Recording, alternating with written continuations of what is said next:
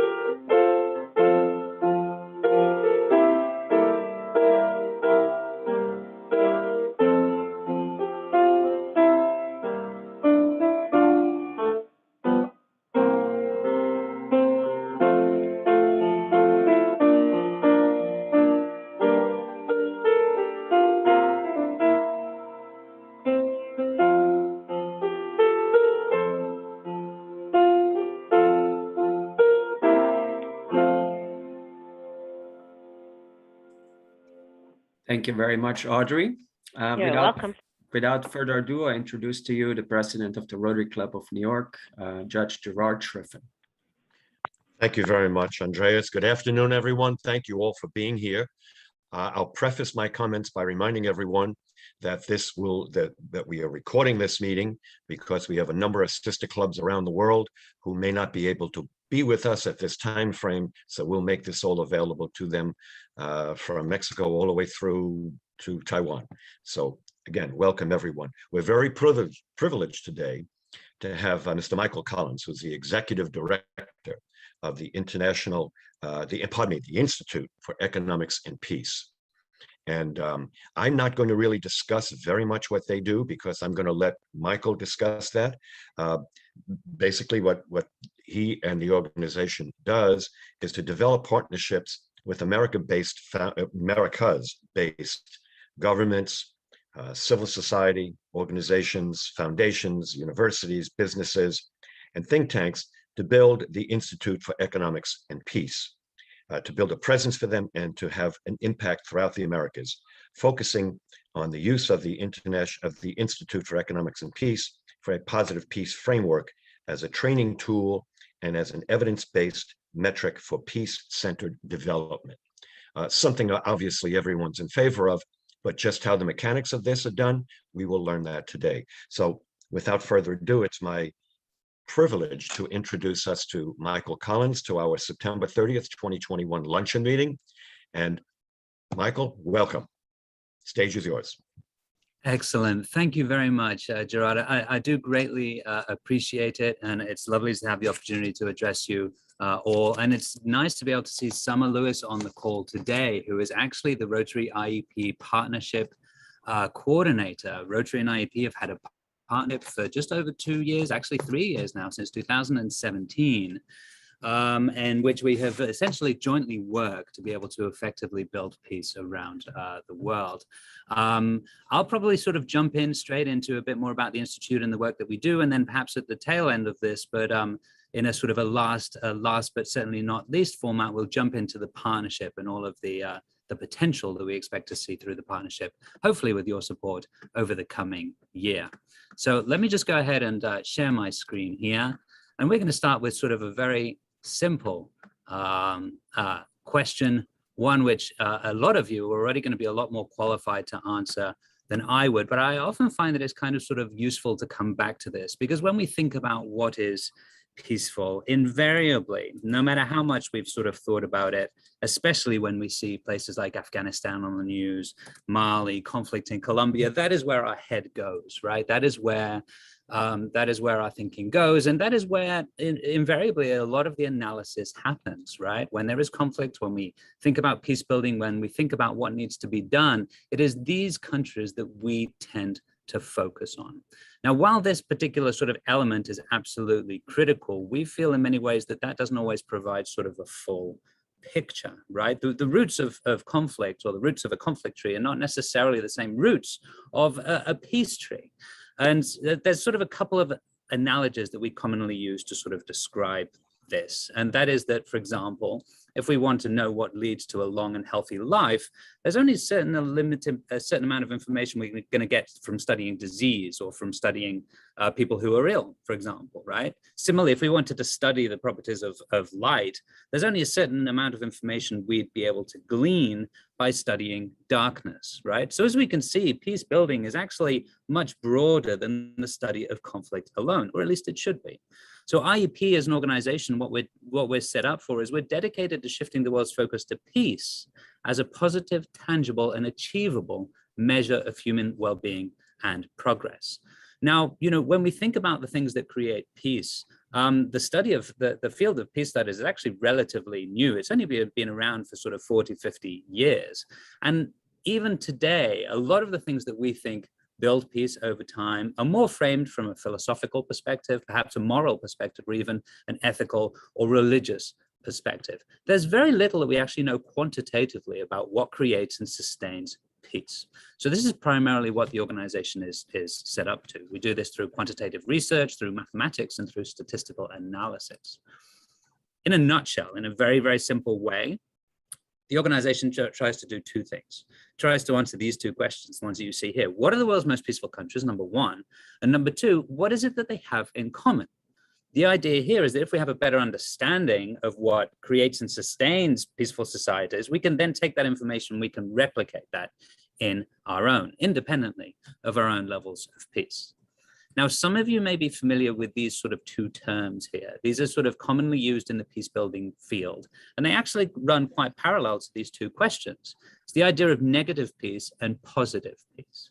So negative peace can be defined as the absence of violence or fear of violence. That in itself is relatively understandable. It's relatively definable. It's generally agreed upon, and it's something that can be readily measured around the world, right? A society that has low levels of homicide, that has low levels of conflict, low levels of crime, is a society with high levels of negative peace, for example.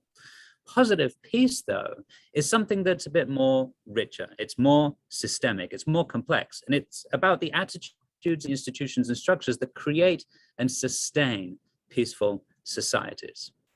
Another analogy here, if you'll allow me, is that sort of things with negative peace would be, for example, in the human body, low blood pressure, right? Or low levels of cholesterol, for example, or a good body weight, right?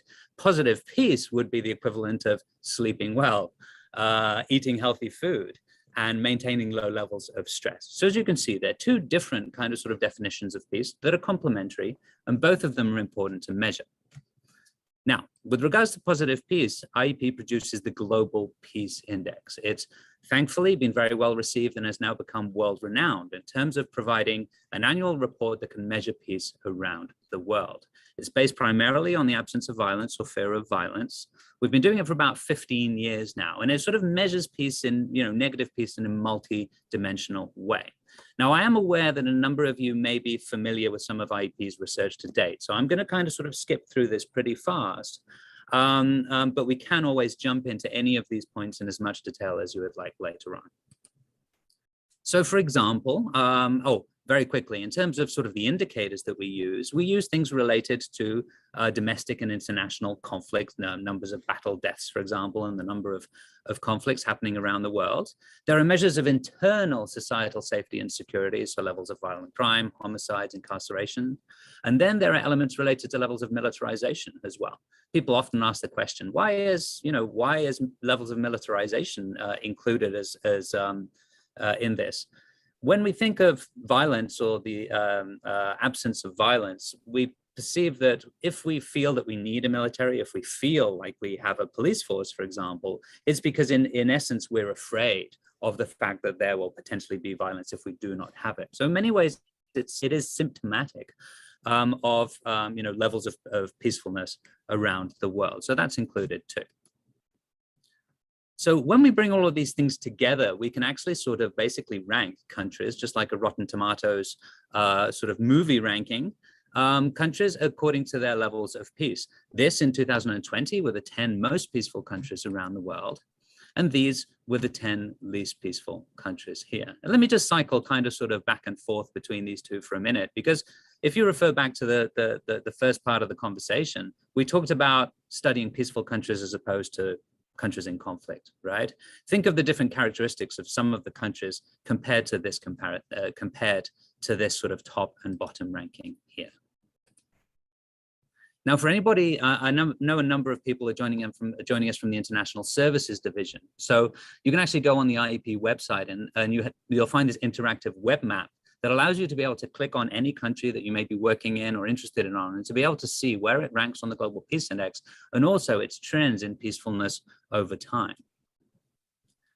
The report or the annual analysis that we do allows us to be able to do a variety of different things. For example, assess levels of globalness peacefully. It deteriorated last year. It's been deteriorating over the last 15 years. This is the 9th deterioration in the last 13 years. It allows us to be able to see the total number of countries that are becoming more peaceful compared to the ones that are deteriorating in peace. In addition to sort of the country's position, it allows us to be able to sort of see the trends and which countries are improving in peacefulness. And we can also sort of do that by regions as well to be able to see which are the regions that are improving the most. And of course, at the bottom end of the scale, we can see the opposite, right? We can see which countries are deteriorating in peacefulness. Now, it doesn't necessarily have to be a country that is already low in peacefulness. It can be a country that's relatively high up in the table too. But nonetheless, it provides us visibility as to what countries are improving or deteriorating in peacefulness.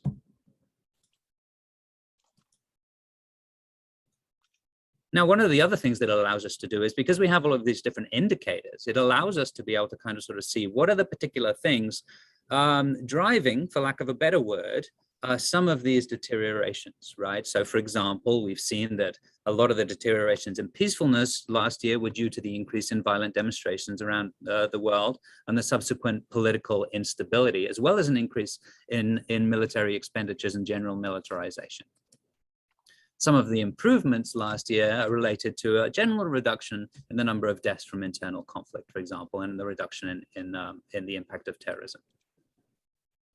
So, if we sort of start from the general idea that the perfect, the most peaceful state would have no jails or no violence or no crime, we then come to this definition of negative peace and the Global Peace Index, some of the findings of which I just shared with you, right? Let's not forget that the idea of countries with high levels of negative peace is that they're countries with low levels of homicide, low levels of crime, few weapons, fewer military interventions, less refugees or internally displaced people, for example, right? But once again, that kind of only provides us a bit of a picture here. It doesn't really tell us that much about what creates and sustains peaceful societies, right? And this is where positive peace comes in, that richer, more complex element that we were talking about before. Now, how do you do this in a quantitative way, something that's not philosophical and something that can't be biased?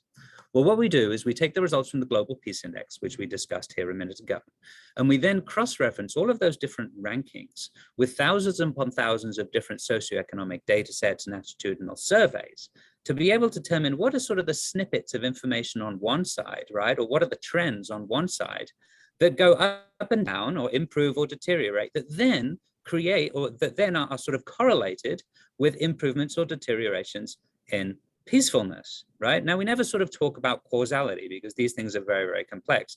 But what it does allow you to see is what are these elements, that these characteristics of a society that change, that then lead to changes in measures of negative peace. So that really starts to get at the issue. Now, we've been doing this research for over 15 years, and one of the things that we've seen by looking at these countries, the most peaceful ones and the ones that are most sustainably improving in peace, is that they invariably have 8 key characteristics, which we call the 8 pillars of positive peace. Now, some of you may be familiar with this diagram. We're going to be delving into it a bit today. They have a well-functioning government, right? It provides basic public services. there's rule of law, and there's a peaceful transition of power. There's an equitable distribution of resources with regards to generalized access to education and healthcare, for example. There's a free flow of information, both in terms of the access that people have to information, but also the quality of the information that they receive. There's good relations with neighbors at the nation state level, with neighboring countries, with regards to trade, with regards to immigration, for example. They have high levels of human capital. They have a well-trained, employed and productive workforce. They have an acceptance of the rights of others with regards to gender, with regards to race, ethnicity, sexuality, and religion. They have low levels of corruption, and they have a sound business environment, both for small and for large enterprises as well. Now, these countries, right, the countries that have these characteristics or that are improving in levels of positive peace also benefit from a whole lot of things. For example, they've got or develop higher per capita income. They have levels of resilience to natural disasters, to political shocks, to things like COVID-19, for example. They have better environmental outcomes, higher measures of well-being, and they even perform better on the development goals. So I know that the Rotary Club New York does a lot of work with the UN. So obviously you're very on top of and supportive of the SDGs, as you should be, as we all should be. I just brought up this chart here to actually kind of sort of overlap the SDGs with these 8 pillars of positive peace. One of the things that we see is that we see out of all of the targets of the SDGs, a large percentage of them, 80%, 85% in fact, are relevant to at least 2 of these kind of sort of positive peace pillars that we were talking about before. Some of the potential areas in which there is perhaps not a lot of focus at the SDG level is in these kind of pillars here. Low levels of corruption, surprisingly, and free flow of information. Whereas other elements related to governance, related to training, related to rights, for example, are touched on significantly.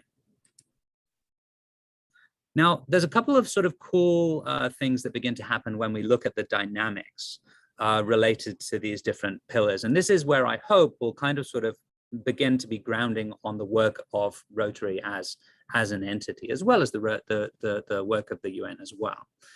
When we look at how these pillars interact, we see that it is systemic in nature. What does this mean? In any individual country, when having an impact on one of these specific pillars, right, or making improvements in one pillar will have an impact on the other pillars. You can't take any of these pillars out and not impact any of the others. Now, it's difficult to be able to actually predict in many ways what the impact on another pillar is going to be given your investment on one of these pillars. And one of the things that we see is that the countries that improve most sustainably in peacefulness actually do so by making small improvements in all of the pillars simultaneously, as opposed to kind of making significant investments or making significant progress in one single pillar. And, I think that has a lot of lessons in terms of how we could potentially use this framework systemically to inform not only Rotary work and IEP work, but also UN work as well. The second point is that it's kind of sort of slow moving, right? Building positive peace in a country or in a community for that matter takes time, because what you're trying to do is you're trying to bring this whole system to a higher kind of sort of state of being, so to speak. The good news is that it's self-reinforcing. One of the things that we see is that these countries that improve most in peacefulness, as you improve in peacefulness, it becomes easier and easier. Now, contrary to that, countries that are deteriorating levels of positive peace, it becomes more difficult and more difficult to create. And this is why so many countries get caught in the violence trap. The fourth point is that it's contextual, right? It's intrinsically connected to the social norms of the country. The way a country functions for one society, or the services expected from the government, for example, or the acceptance of the rights of others will, of course, vary greatly depending on the constitution and the makeup of that particular society. And the last point, which I think is in some ways the most relevant, is that it's interlinked. Now, what do I mean by that? I mean that basically, for example, IEP, we study positive peace quantitatively at the nation state level. This is largely because it's convenient. That's where most of the data is.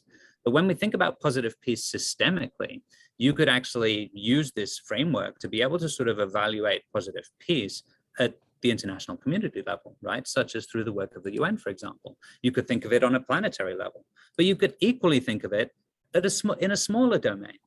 in terms of individual cities, in terms of individual communities, in terms of individual Rotary clubs or Rotary Club projects, for example. So I'm going to share two examples, one small, very small, and then one slightly higher in the system, so in sort of all of these interconnected systems, so to speak. And this is an example right from here in the US. Now, IEP had nothing to do with this project, but I came across it and I thought that it was very representative of what sort of the application of positive peace means at the local level. This is a very successful project in reducing violence in a neighborhood called Ivanhoe in Kansas City. And that's because in many ways, the approach that they took to peace building was very, very systemic. Rather than concentrating on elements related to violence, they concentrated on strengthening the neighborhood council. They concentrated on developing more events and having more opportunities for the neighbors to be able to interact with each other. They focused on reinforcing the business environment by creating spaces and opportunities for small entrepreneurs. They improved the free flow of information by ensuring that neighbors had access to resources and developing frequent community meetings. They focused on cradle to college education pipeline. Things like demonstration gardens not only provided more healthy food, but also connected with other pillars in terms of developing entrepreneurial opportunities. They had an equitable neighborhood task force to be able to ensure a more equal distribution of resources. They developed a neighborhood watch program, and overall they had a distinct focus on developing racial equity. Now it's interesting, right? Because on many occasions, we think about peace building as mediation or conflict resolution, but as you can see here, a lot of it actually comes down to community development. Now, a lot of this is very relevant when we're talking about, say, places like Afghanistan right now and what the US is going to do and how the US is going to support. One of the key sort of things that I like to take away, and I realize that I'm kind of sort of talking a lot, I promise I'm going to shut up soon, is that, if any one of us were focusing individually on any one of these single efforts that you see here on the screen, in all likelihood, this project would have been a lot less successful. It was the combination of all of these different efforts that made it successful in many ways, right? Because as the project progressed, you can kind of sort of see how all of these things connect over time. So by having this broader perspective, by looking at a project, a community, an issue, or even a country through the lens of positive peace, you can actually start to understand a lot of the different dynamics at play. And as such, you can become a much more impactful peace builder. This is one example of the city called Culiacan in Mexico. It's actually the birthplace of El Chapo. And they've had significant improvements in levels of both positive peace and negative peace over the last 10 years. They have actually adopted the 8 pillars of positive peace as part of their development plan. I apologize, this is in Spanish, but hopefully it gives you the general idea. On the left-hand side, you see the 8 pillars of positive peace. On in the center, these are the logos of the different initiatives that the city has in play. And they're basically using this as a bit of a dashboard to be able to establish what all the different organizations working on, how do they contribute to the different pillars of positive peace, so that they can maintain the systemic perspective and build peace progressively in that way. Now, we're actually starting to do a lot of this work in the United States. We're having, through Rotary partners, we're having some preliminary conversations with the city of San Bernardino, for example. And I don't know if I can share this or not, but I'm going to. We've actually applied to the programs of scale competition that Rotary is currently holding. What we would like to do, we acknowledge that the deterioration in peacefulness in the United States as a public health issue, and we would like to spend the next 3 years finding ways with Rotary, in partnership with Rotary, of building positive peace throughout the United States by implementing positive peace projects such as the ones that you see here. And then the last thing I'd like to say before I stop is somewhat the elephant in the room, given we're all in New York, or most of us are, I suppose, is the UN. Now, our resources are actually used quite a lot by the UN and different multilateral organizations. And thankfully, it's used in a number of universities around the world. We do have significant reach online as well. we have a number of offices around the world. So not only are we able to liaise with the UN here in New York, but we also have offices in Brussels and liaising with the UN in Europe. We've partnered with UNESCO, with UNICEF. We have something going right now with the World Food Programme. We've developed frameworks of fragility for UNDP. At the same time, the UN, even at the highest levels, and I'm sure you know this, has very few resources and very little ability in many ways to be able to take advantage of all of these resources and this kind of sort of systemic perspective that we try and offer through our research. We work directly with the Executive Office of the Secretary General, and because of many ways that the UN is kind of sort of set up, and I'd actually like to ask you guys a lot more about this, you're no doubt much more familiar than I am. You know, they have like a 6-month window, right? They're always trying to resolve immediate crisis. So when it comes to building positive peace, it is something that is intrinsically difficult for them, not only because it's a slow process, but because they're forced to respond to the most immediate crisis. What this means is that they have difficulty leveraging these longer term indicators that tell us, right? When we look at deteriorations in positive peace, it tells us what is the likelihood of increasing conflict increasing in any particular country over time.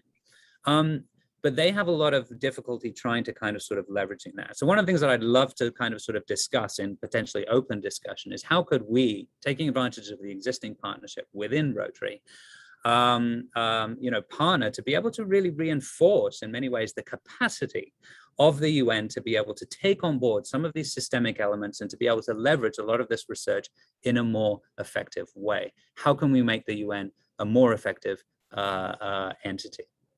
So I'd like to generally end on that, but I would love, if it's okay with you, to provide Summer the opportunity to quickly speak about the Rotary partnership. I've got a couple of slides here which can perhaps complement her work. There is a Rotary Positive Peace Academy. Anybody seeking to find out a bit more about positive peace can do so through by putting Rotary Positive Peace Academy in any web browser, and it'll come up immediately. And also for the last 2 years, we've been training on developing a cohort of Rotary Positive Peace activators, people who are fully trained in positive peace that can work with different Rotary clubs to be able to develop positive peace projects, whether it be locally, whether it be nationally or internationally as well. So with that, I'll stop it here. And Summer, do you have any additional thoughts? Sure. Thank you so much, Michael. It's really exciting to see this coming together. I think this originally started with some communications with John German regarding the partnership. And then at the same time, IEP had said, connections with the UN. And I said, let's connect you with John German. I know John German also knows Steve Killalea, the founder of IEP. So it's really great to see all of these connections coming together. I don't have a ton to say. I don't want to take away from Michael's presentation. I'm sure people will have questions as well. But just to reiterate that the strategic partnership that Rotary has with the Institute for Economics and Peace, it began in 2017 and we're still going strong. And the purpose of the partnership is to be able to provide Rotarians educational tools and materials to help make peace more tangible and actionable through the framework that IEP works with. And beyond the Academy and the Activator program that Michael mentioned, we do also offer some tools online, for example, a PowerPoint and a facilitator guide, as well as a workshop guide. I'm happy to put all of this into the chat box for people to check out. I'll also share our webpage for the partnership. You can download any of those materials there. All of these are freely available to Rotarians and Rotaractors worldwide. And I think that's all I'm going to say. Thank you again. We'd really welcome people to get involved in the partnership. I'm the person who coordinates that. I will also leave my name in the chat. So if you're interested in getting more information, feel free to contact me and I will be happy to help you out. So thank you. Thank you very much, Summer, indeed. And we wanted to ensure to allow plenty of time for open discussion, all kinds of questions. So at this point, Gerard, we'd like to hand it over back to you. Well, thank you very much, Michael. Boy, you've raised a lot of ideas, a lot of questions in my mind. Before we begin, though, Andreas, if I may, I would like to, well, as we say colloquially in New York, give a shout out to Miss Sokari from the Rotary Club of Cairo, which is a sister club of the Rotary Club of New York. So I'd like to just say to her, welcome, Gechaim. Mike, if I may start us off, Michael, my question to you, you mentioned something that really struck a chord with me, the absolute necessity for free flow of information. So how does IEP help make information more accessible, especially in countries where the leadership is going through great pains to block communications, especially on the internet? I won't mention names, but we all know what I'm talking about. Mhm, mhm.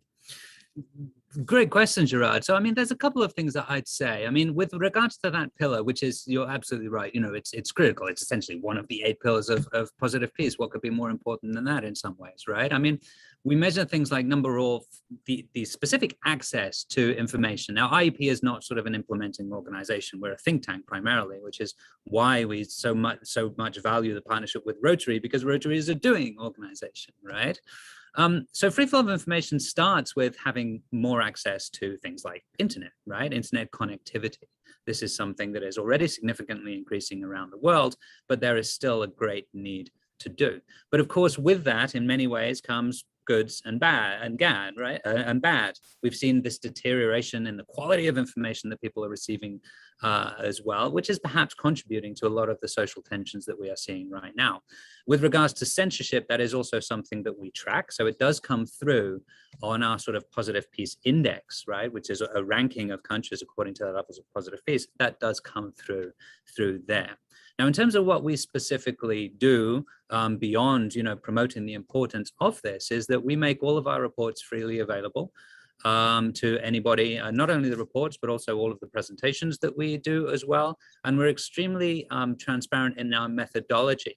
So you can go back into the methodology of all of our reports and consult exactly who the sources are and exactly what are the timeframes for all of the data that we have available, because transparency is extremely, extremely key element with regards to developing trust. Now, a lot of what we do in terms of the free flow of information is also things like this, number of speaking engagements to be able to kind of sort of share this information worldwide and to enable open discussion. That's our sort of small contribution, but we definitely look forward to broadening that over time.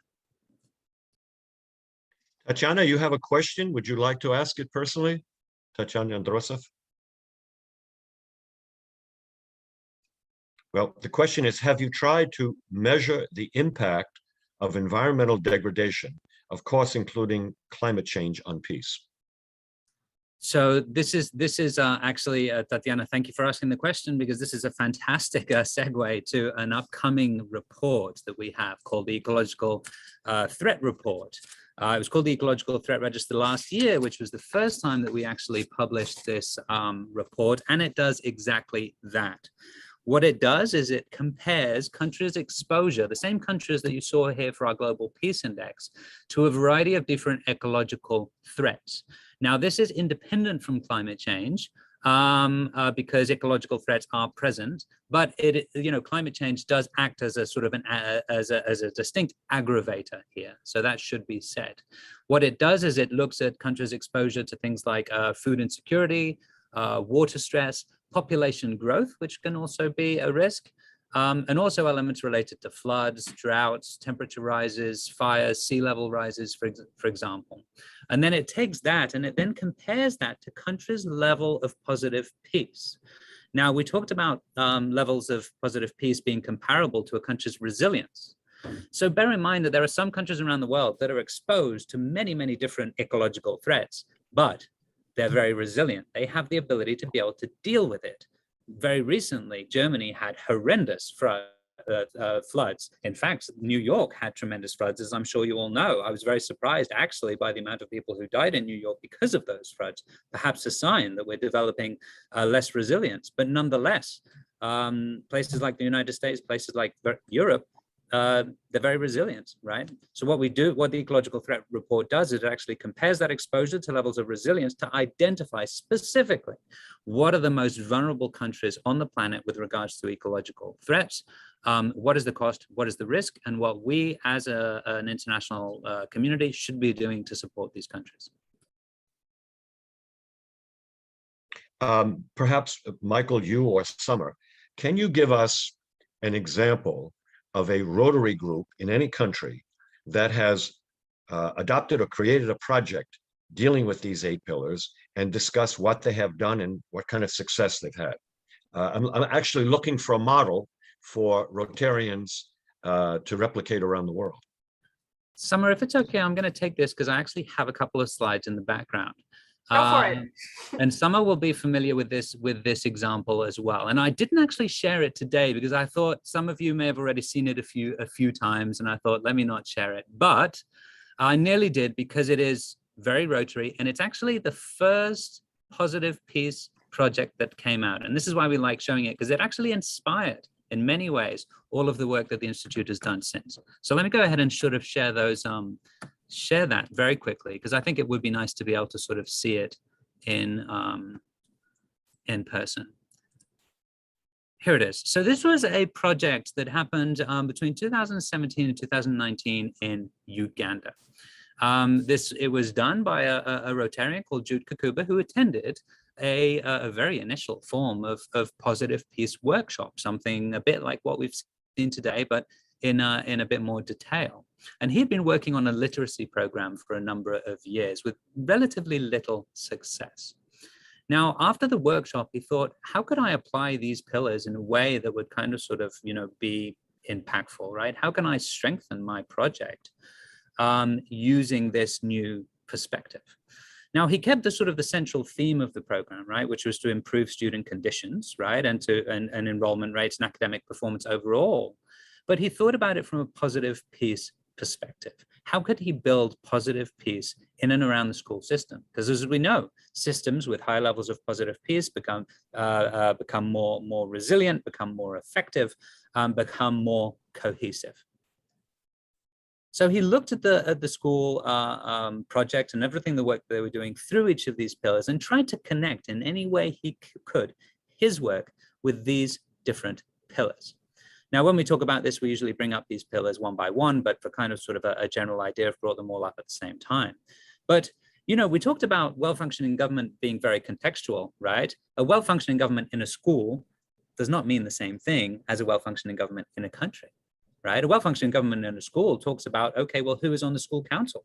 Is it representative of the parents who are sending the kids to school in this case? Jude decided to bring in a broader set of community leaders to think about how the project was going and to participate in the school programs. He thought about how could he develop a more sound business environment. They were planning to do classroom reconstructions, and he took distinct effort to be able to use local contractors and use locally purchased materials. This seems like a bit of a no-brainer, but you'd be surprised at the level of international development, how many times this very simple thing is not done and not considered. Materials are exported from the outside, experts are brought in from the outside as well, to the detriment of high levels of human capacity, equitable distribution of resources within the country. In terms of the equitable distribution of resources, they actually sort of shifted the different patterns that they were using to give school materials to the kids. They'd actually been focusing on the kids that were most at need, and for a very small price difference, they were actually able to provide the same scholastic materials to everybody and reduce instances of jealousy and stealing and conflict within the classroom. With regards to the acceptance of the rights of others, something that came up that only occurred to them, or they only saw by looking at it through this particular lens, was that they saw monthly shifts in the attendance of girls. Specifically, they noted later that it was due to their menstrual period and the stigma related to them. So by providing girls with regularly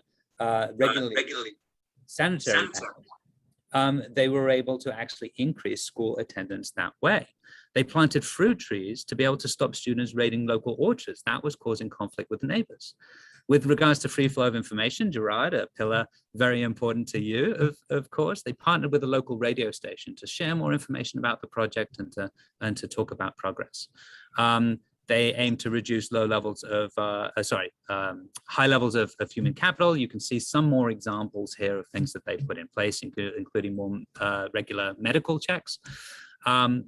And with regards to low levels of corruption, they formed a subcommittee on transparency, and they overall became a lot more transparent financially with what they were doing with the project. A very small thing, such as shifting the branding on the materials provided from a Rotary logo to the school logo, for example, significantly contributed to ownership, right, and of the materials and to better maintenance of those materials over time.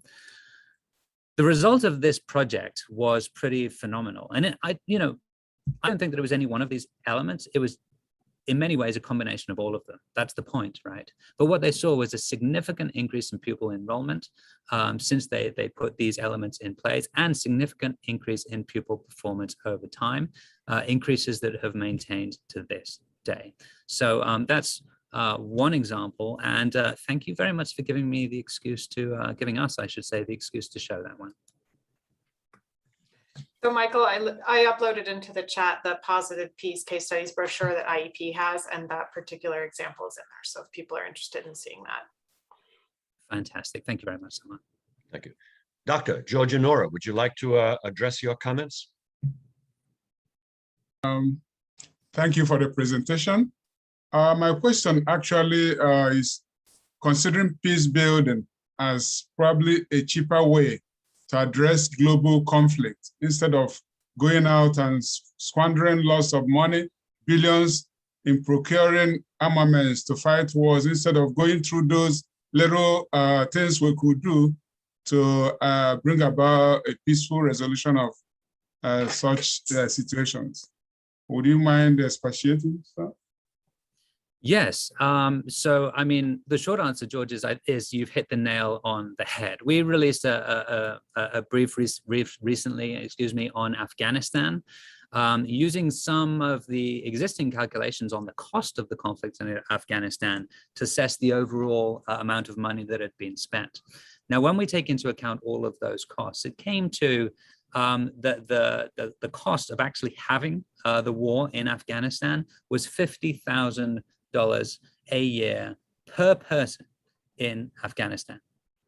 Now that in many cases is a standard annual salary here in the United States. In Afghanistan, that is 100 times the annual salary, right, of the average Afghan. So I mean, I'm being facetious here, but think of just taking that same money and just giving every Afghan in Afghanistan $50,000. Would we be significant, or would they be, I should say, significantly better off now than they would have been 20 years ago? Now, I'm kind of sort of, once again, being flippant here, but it's certainly worth considering for sure.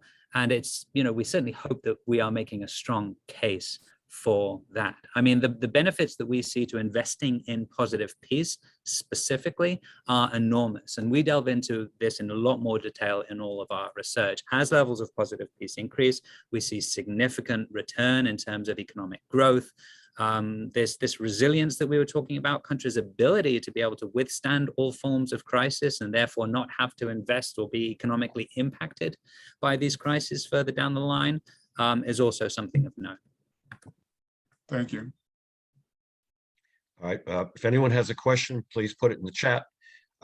Michael, I have another one for you, and it's a tough one. So I have some very, very close friends from Venezuela, including 2 ambassadors from the Guaido government. And as you know, and especially in Venezuela, the educated class, the professionals have migrated from the country for obvious reasons. How can a Rotary group in a place like Venezuela, where you don't know, well, you may not be able to feed your children, how can a group like that work towards achieving the goals you've discussed today? Thank you very much, Gerard. And yes, I mean, the case of Venezuela is similar to many other countries with regards to that brain drain that you're specifically mentioning. And it's easy to see, when you think about these 8 pillars of positive peace, how brain drain invariably affects all of these, right? It's actually a very, very connecting feature. I mean, one of the things that I would say is that, I mean, my experience is that Rotary clubs vary greatly in terms of the resources that they have available, including in terms of the expertise that they have. Some Rotary clubs are very big, very well funded, have a number of experts. Some are hyper-local and grassroots. Let me take that back. All Rotary clubs are very, very grassroots. but some are, hyperlocal and have very few resources. One of the things that we hope to have made the case for today, and perhaps through this example of Uganda that you're seeing here, is that invariably, independently of how much you can do, you can still effectively help build positive peace. Why? Remember that interconnectivity that we were talking about? Remember how we were talking about how smaller systems are interlinked with larger systems? Rotary as an entity, I'm sure, always strives to be able to make national level contributions. That isn't always possible. But what kind of Rotary project could you do locally to support a community and to help reinforce all of those pillars of positive peace? If you are dedicated purely to literacy, if you are dedicated purely to a water program, if you are dedicated purely to a human rights program, or an employment or a training program or similar, or if you are opening up a magazine, right, or a radio show, right, to be able to contribute to society in some way, how does that specific project, or how can you make sure that that project contributes to each of these different pillars, not at a national level, at a very small community level, or at the very least, how can you make sure that your project doesn't impact these pillars negatively? So I hope that kind of sort of helps broaden the scope of what Rotary can physically do, in the case of Venezuela specifically. Now, for any Rotary club seeking to actually have a national impact, we definitely have that information there. We track positive peace very closely in Venezuela. We can do additional research to uncover what are the particular elements that are most challenging now, what are the successes, and definitely kind of sort of do that work at a national level if that interest and those resources exist, for sure. And we do have, very quickly, we do have activators as well as IEP ambassadors in Venezuela who could assist with that task. Sorry, Summer, I think.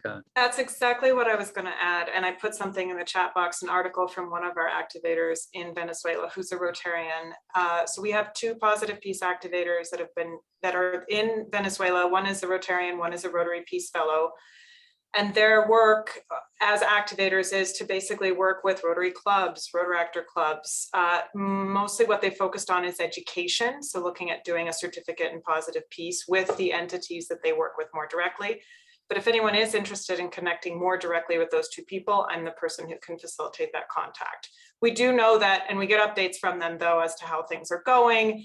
Oftentimes with meetings, it's difficult for them to join because of the internet, but they're really trying to, in their minds and from what they say, we're just trying to do our little bit here to at least educate people, to do as much as we can considering the situation, but it's also very inspiring. So we have some points of light, thankfully, that are trying to deal with what otherwise is a very bleak situation.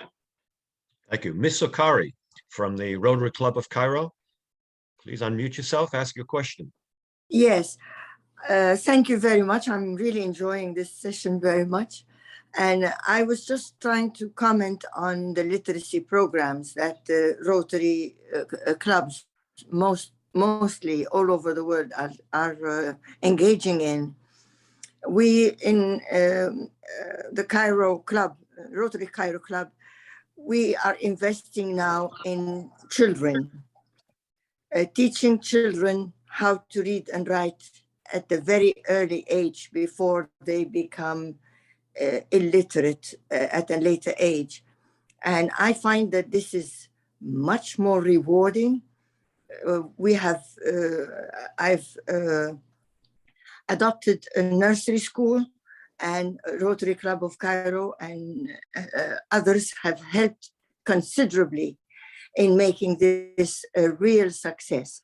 Instead of spending so much money on adults, I think it's much more profitable to start with educating children from age 2 to 6 how to read and write, teach them peaceful ways of dealing with each other.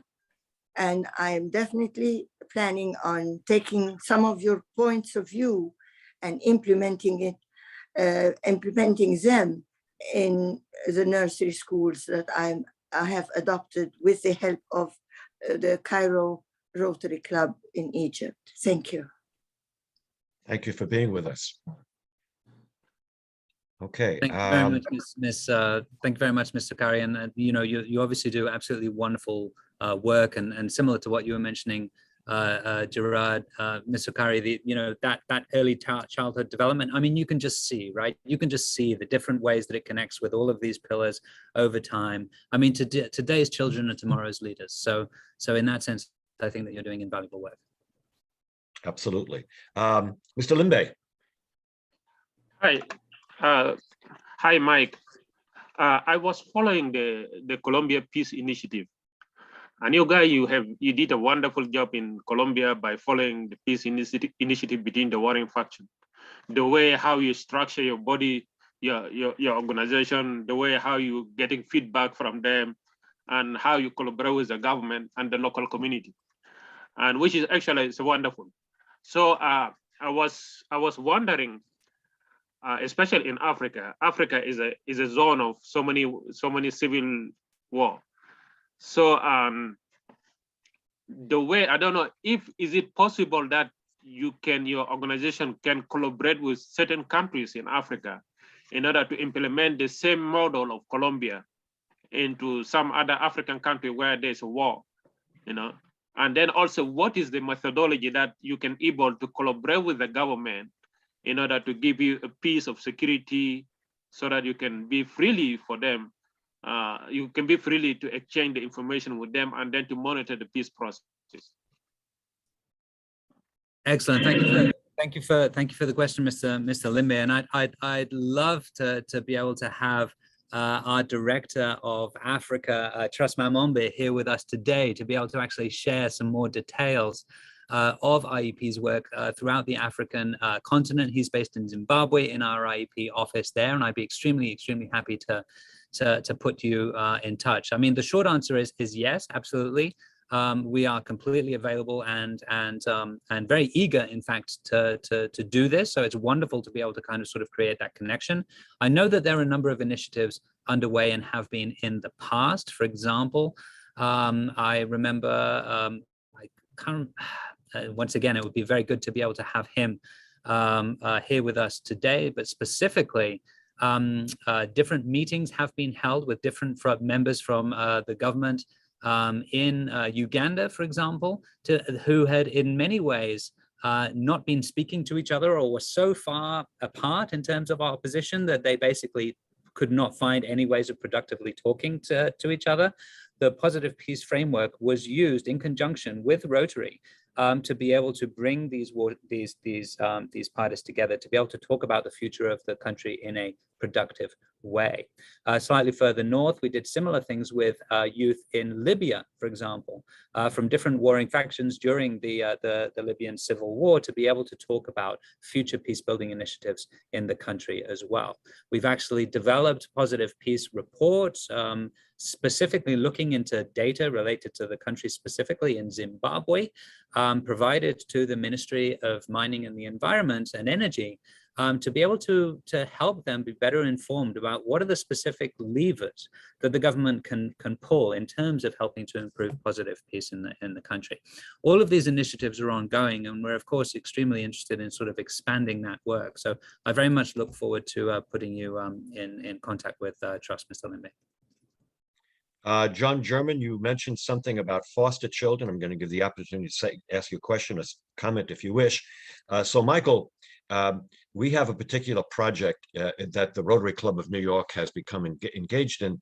Here in New York City, which is the richest city in the world, we have about 25,000 foster children. And it's not, I mean, it's, in some cases, I can tell you from personal experience, it's Dickensian. So we have arranged a situation through our club where the Shriners Children's Hospital in Philadelphia is providing free emergency medical care surgery for children who are foster children in New York City, where it will cost no one anything. And the Rotary Club of New York will help make the transportation, the accommodations to stay overnight for as long as necessary for the parent to be with the child. And then also setting up a situation where they can do online medical consultations. So is there anything in particular that your group has done with or for or would consider doing with foster children? So the short answer is yes, absolutely, John. I mean, from our perspective, you know, although we always kind of sort of say stay closely attached in some ways to the positive peace framework, right? Because that's essentially what we're all about. One of the things that we see is that it's universally applicable. It is something that can be used and has been used by Rotarians and by positive peace activators to look at issues specifically within the United States, for example, to look at issues related to food security, right? And the tremendous undernourishment that we have in the country, to look at heat islands, for example, right? To be able to look, and I mean, we have IP ambassadors, for example, in Appalachia, where 100% of people are on food stamps. So there is definitely a lot of work that needs to be done within the country. I think I mentioned the programs of Scale Project, in which we will aim in partnership with Rotary to help build positive peace throughout the United States, especially given the large deteriorations in peacefulness that we have seen over the last 2 or 3 years, or over the last decade, I should say. The short answer is yes, John. Now, an interesting thing here is, even with a project like the one that you just mentioned, you can still bring the positive peace framework to bear, and we could explore jointly what potential opportunity would be there. You know, oftentimes when we do these things, we see the need, and that's what we target. Sometimes perhaps we don't see other opportunities that they may be, or other partners that we could leverage. How could we look at that same project through the lens of positive peace? And how could, when we think of the well-functioning government, what does this mean? How can we bring the government to bear? How can we ensure that the services or the support that Rotary is providing today will be provided by the government tomorrow? Or alternatively, how can we create a more sustainable sort of format that no longer needs to be Rotary that does this in the future? Are there any entrepreneurial opportunities tied to the program specifically? So just by looking at it through all of these different lenses, we hope, and we have seen, can contribute significantly to any program, including fostering children. Now, very briefly, we are also very proud that over the last couple of months, we've been able to develop a partnership with World Vision, which works on fostering or sponsoring children, I should say, throughout the world. And our work and our research is currently helping them to be able to better tailor their approach to different countries, and to be able to better tailor and develop their sponsorship program. John, I look forward to working with that on you. Gordon Cran, you have a question. Yes, thank you, President Gerard.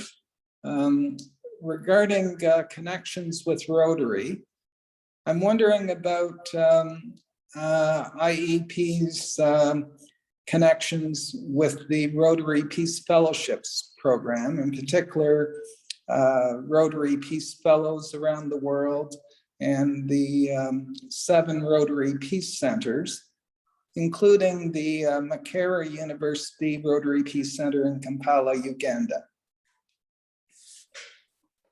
Well, we've had a number of. I answered that in the chat, sorry. Do you want to take it? No, I was going to say. No, I think I put it in the chat because I thought we were out of time. Go ahead, Michael. No, please. It's go for it. Well, I know that IEP has provided curriculum and training for Chulalongkorn for the professional development certificate, as well as Makerere, physically and or online now during the pandemic. So I believe that the positive peace framework has become part of the actual curriculum at those centers.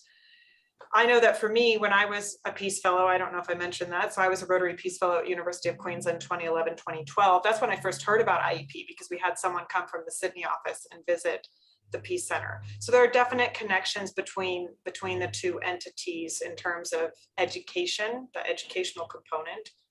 And then in terms of involving Peace Fellows, I would say that a lot of Peace Fellows have been offered the IEP Ambassador Program opportunity. This is an online training program with IEP, run completely by IEP. And in fact, the deadline is today for that particular cohort that's coming up. A lot of Peace Fellows have been involved in that. And then additionally, that Rotary IEP Positive Peace Activator Program, we do target a lot of Peace Fellows for that. Michael, do you have anything else to add? You're muted. No, that was great, Summer. Thank you very much. I'll Okay, put thank you. the IEP ambassador program application here in the inbox, but I believe the deadline is tonight at 11:59 p.m. But people might be interested. Again, that's IEP's program. So if Michael wants to explain that further, he can. You know, I mean, no, I mean,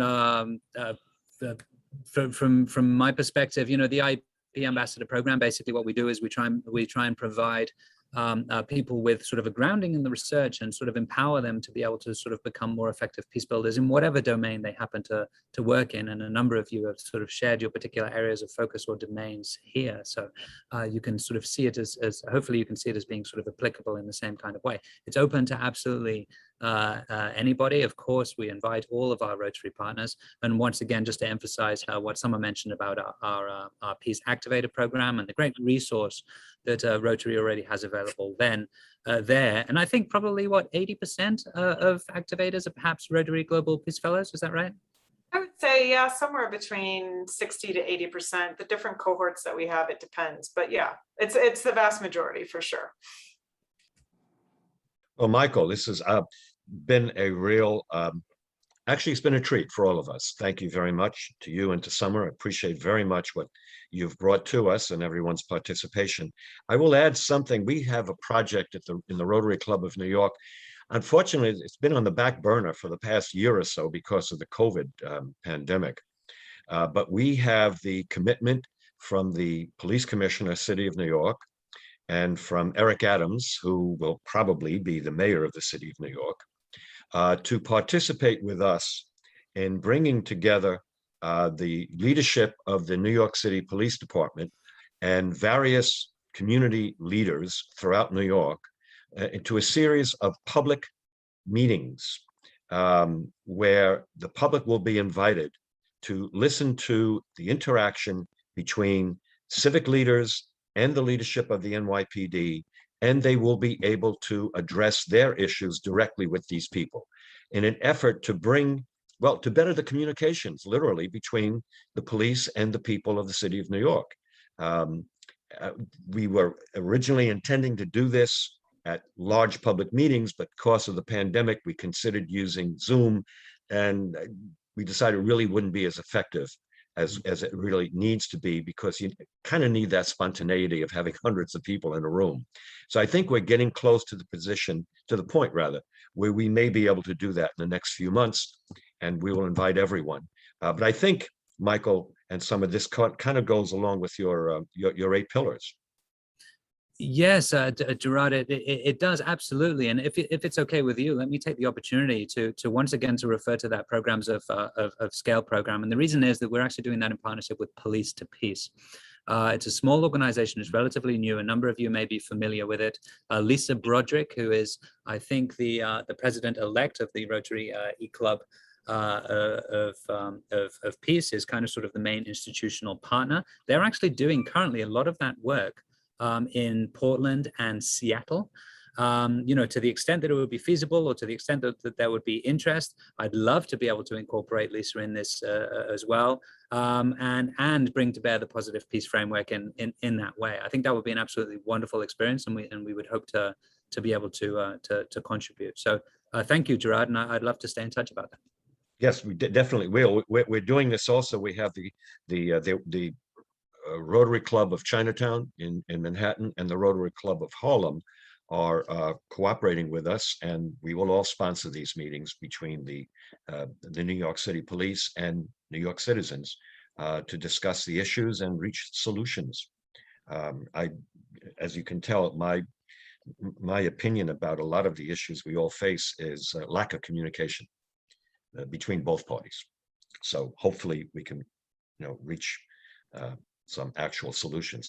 Is there anyone else who would like to ask a question or bring up an issue before we adjourn for the day? Okay, hearing none then. It's been great having you today. We appreciate it. We would love to see you back again, Michael and Summer, and we will stay in contact with you, especially about this NYPD initiative. And we'll follow up with some of the information you gave us in the chat room to invite our membership to take a look at it and see how we can get involved. Thank you. Thank you very much.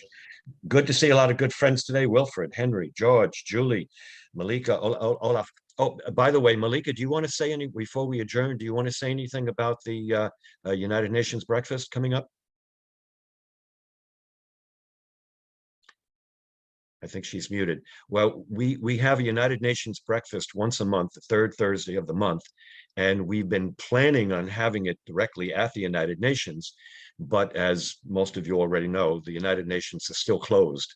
No one's allowed in because of the pandemic. So we've been doing them on Zoom. So check your emails, you'll get that information. And just as soon as we can, we'll invite everyone to a breakfast in person. We're all looking forward to that again soon.